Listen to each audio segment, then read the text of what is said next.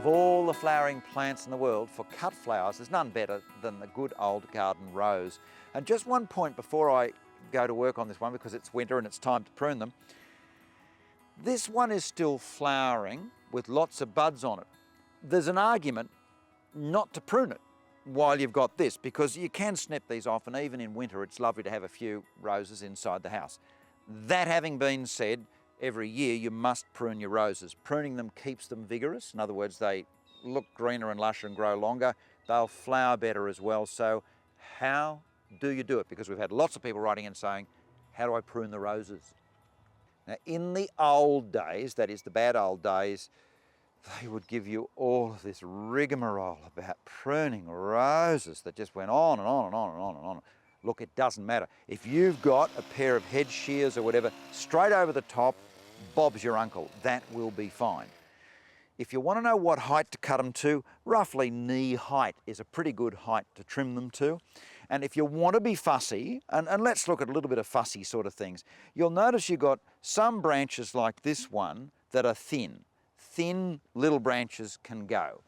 Because ultimately what you're trying to keep is the thick, vigorous branches, because they perform better. Equally, notice this one behind me here. They're thorny mongrels of things, roses, so you don't want that branch. I wouldn't care what it was like, you just remove it. Now, the theory of the old-fashioned people is open it up a bit into a vase shape, a V. So inward-facing branches like this one go, but outward-facing ones stay, and often the reddish new growth is the one you want. Anything that's greyish is old growth, more than a couple of years, and you would remove it. So with this, it's all a bit congested there. So to me, you would simply remove it. Get rid of all that messy stuff. We've now got a lovely one here, and if you're not sure, knee high. That bit's done. Now that's not that complex. That's if you want to do it the fussy way, and you don't have to. It's easy. Now, you look at this little thing here. Look how spindly and horrible this whole bit here is. Take it out. By now you're getting the idea. This is pretty close to the correct height here, nearly knee high. Take it off. This again, spindly and inwards growing. Remove it. This too is inwards growing, don't like it at all.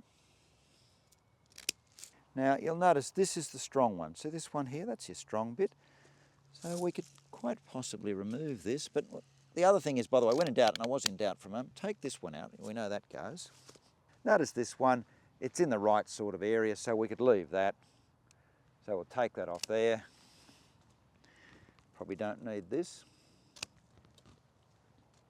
And this one again, knee high.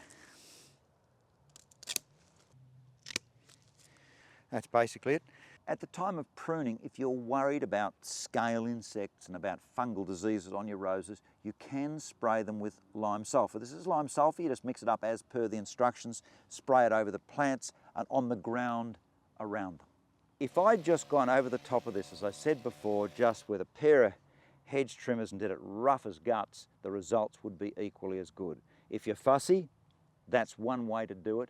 All you've got to remember is do prune all your roses every year about to knee high. Now, for any people suffering from achondroplasia, cut them waist high. Other than that, it's a very simple job.